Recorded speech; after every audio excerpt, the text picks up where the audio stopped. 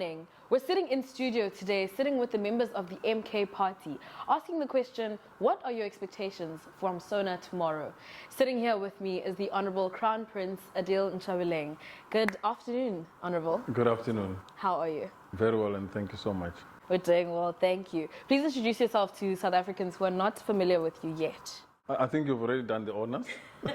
Adil Nchabeleng. No, Yes, I'm the Crown Prince of the Limpopo Khaskukune in Nchabeleng village, which is my surname.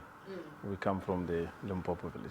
All right. In light of the State of the Nation address happening tomorrow, what would you say are your expectations?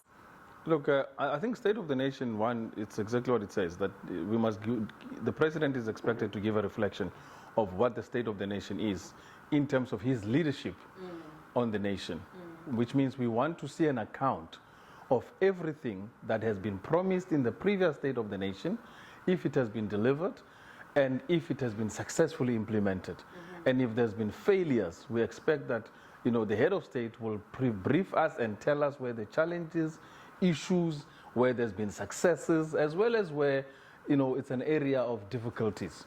That is the State of the Nation. But as you know, we've come to really realize that the State of the Nation rituals are just basically pure formalities. We get given promises, but very little comes out of it. So there's not much expectation except if there could be a recap of what was promised. Remember, we had double State of the Nation.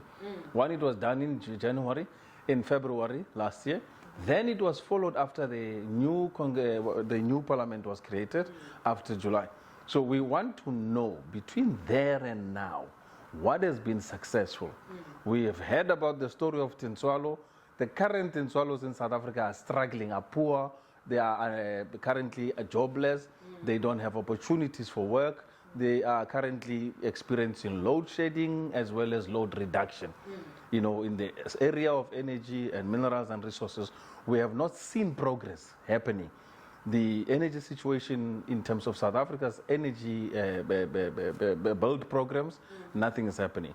We are very strong on seeing industrialization, which means we need to build more bigger power stations that are coal-based. South Africa is not talking anything about building coal-based power stations. So these are some of the areas that are very important.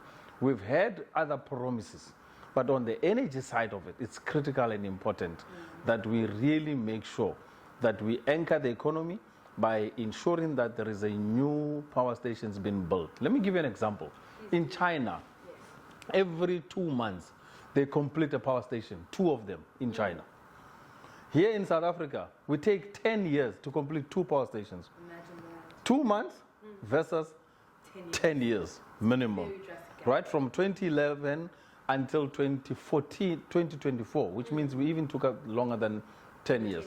We only completed 2 power stations. So we should be starting to think as how we are going to make sure we catch up with the global trend of energy sovereignty and energy build programs, which means building brand new power stations. In support of that, augment it with renewable energy. But your mainstay of electricity is coal, nuclear, is going to be gas, and then it's going to be aspect of renewables supporting it. But the most important critical base load is not happening as a program in South Africa. And that is where our biggest challenge is. Load shedding is caused by base load power stations, which are coal-based, as well as the current nuclear-related. Okay, well, considering that a lot of South Africans will be tuned into the speech tomorrow, what message or word of advice would you give to them while listening to that speech? I think it's clear. MK is the new voice that has given hope back to South Africa. So any politics that does not reflect MK's perspective and view, it doesn't really make any sense. The ANC is almost really a dying horse. It's kicking its last kicks. And MK has really revived the bully politic and has taken on the baton, has taken on the spear to fight for the people's needs. And if we don't vocalize our views and policies very clearly as to what we stand for as the main opposition, we need to give that confidence to the people of South Africa to say, even if you do not agree with the way things are happening now, please support Umkhonto weSizwe to now be your backing power to make sure that we see the change. So that 2026 we can change local government, 2029 we take over the state, and now usher in the people's policies under Umkhonto weSizwe Party and become the majority in overwhelming success and then a 2/3 majority. That is the only message that our President Jacob Zuma has given. We must work for a total power with a 2/3 majority in local government as well as in national government. We in the energy and mineral space already have activated programs that we are talking directly to those issues and how we can bring our South Africans on board.